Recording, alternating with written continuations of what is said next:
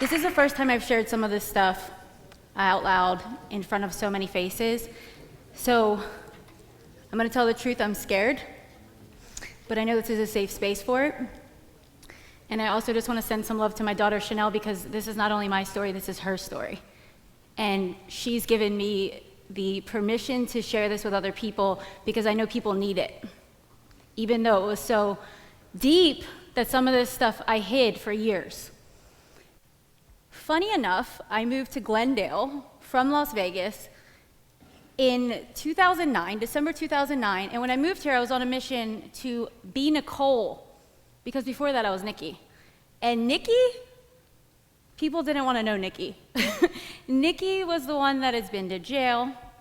She sold drugs, she transported drugs.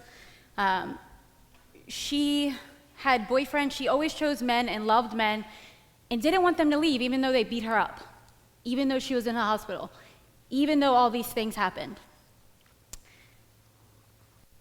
So when I moved here, I wanted to forget all of that. So how many of you guys have had something happen to you where you thought, you know what, I just want to forget that never happened? Whether it was like you got cheated on, right? You made a mistake and you're like, oh my God, how the heck did I even do that? I'm just gonna pretend that never happened, right? And I had years of my life like that. So I thought, I'm just gonna move to LA, I'm gonna start a healthy lifestyle. My daughter's so young, she don't need to know about all this.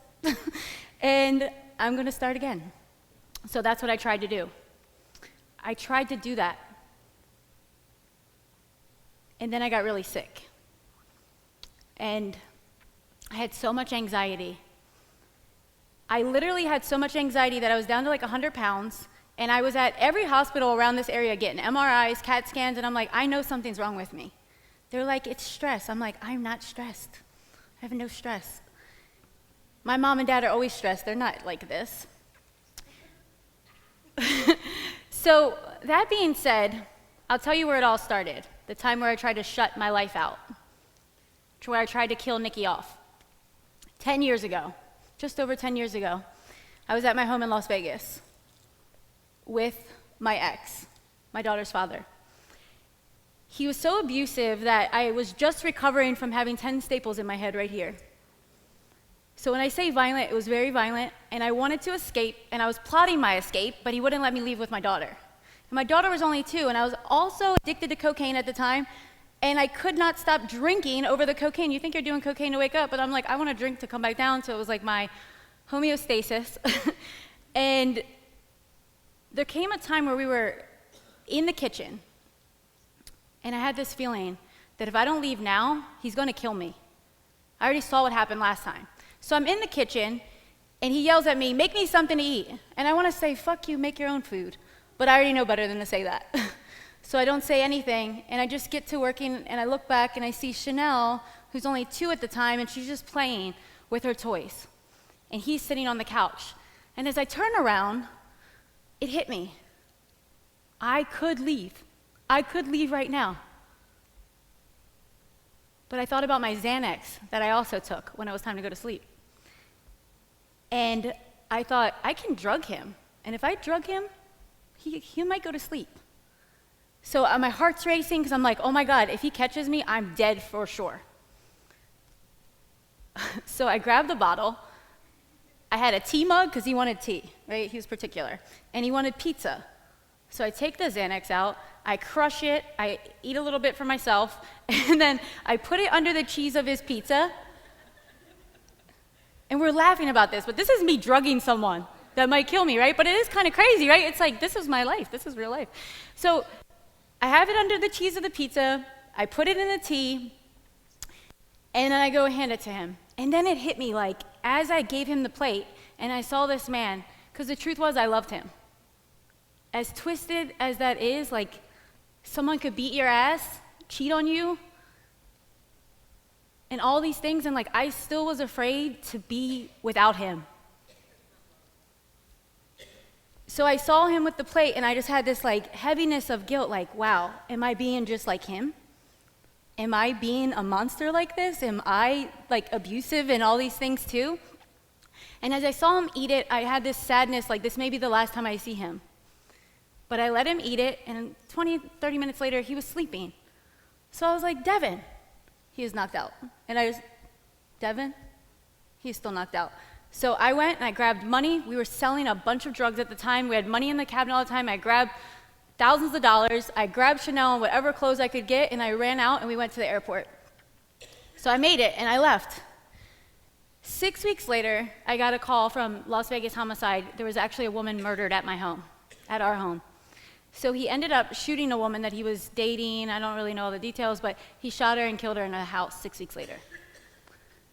So when I went back to my house, my friend Andrea, wherever she went, she was at the house with me. We went back to the house, and I'm literally standing in my closet of the home that I built, and there's this cutout where they cut out her body, but still there was blood, and there was just, she was there. And I still to this day don't know who that woman is, but I saw that that woman was a sacrifice for me, right? Like, I was like, this woman's life is not going to be lost in vain. Like, I have to fix my life. And not only that, like, my daughter needs me to fix it. And if I'm really honest, because it's fucking truth-telling event, I always think, like, I don't know if I would have went back if he didn't do that. I don't know. And you know what? I'll never know. But I didn't, and here I am, right? So, thank you. But so now, the stigma of, like, single moms know, there's a freaking stigma around being a single mom, right? It's like, yeah, right? There's, like, some stuff there. And then on top of that, it's like, okay, well, my daughter's father is in jail for murder.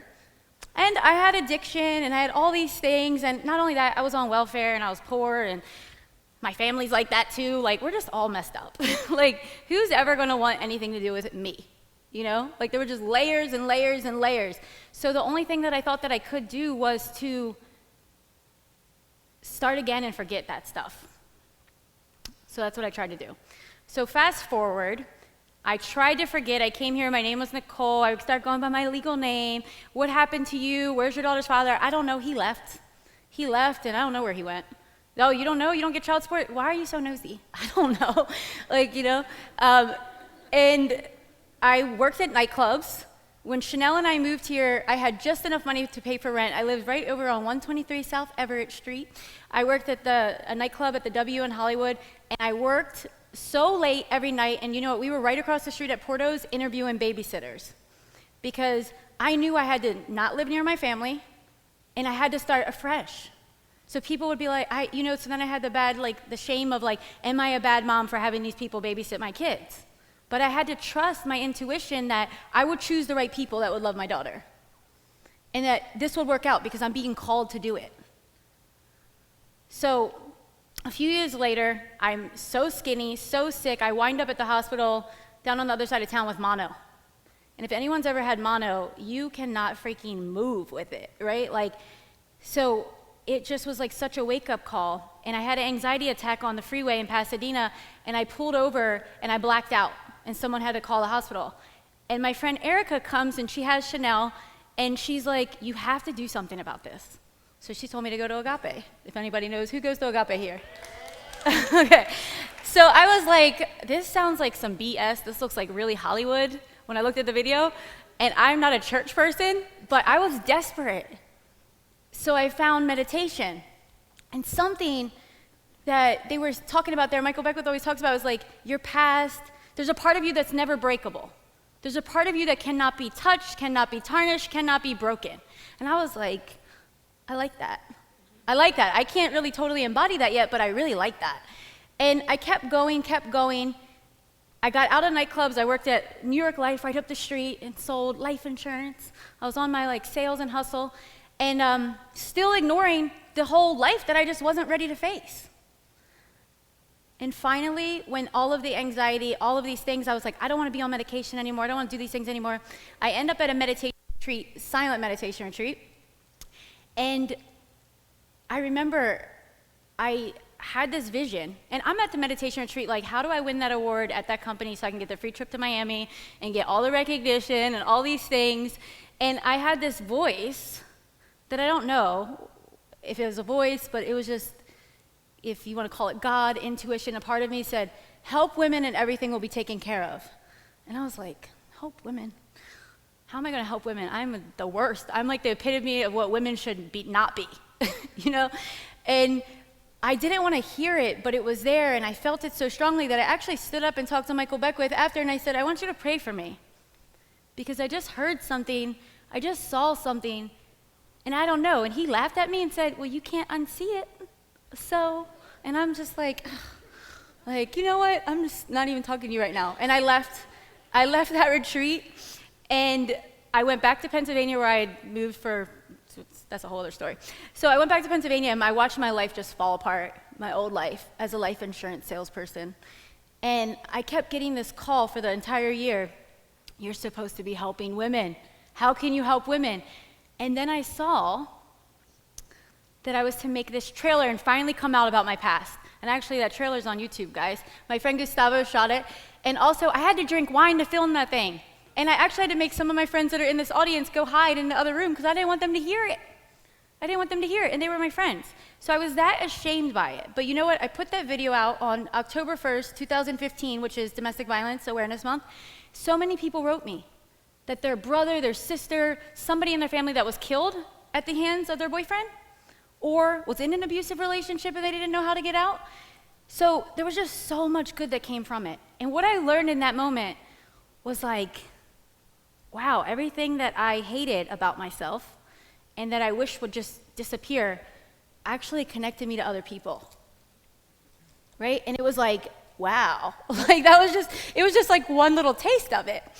But then as I went on, in the years that it's only been like 2.5 years, in the time to come, I kept sharing more and more. I was like, well, actually, here's a little bit more details. You know what now I attract women who have a family member that was like this, either addiction or abuse.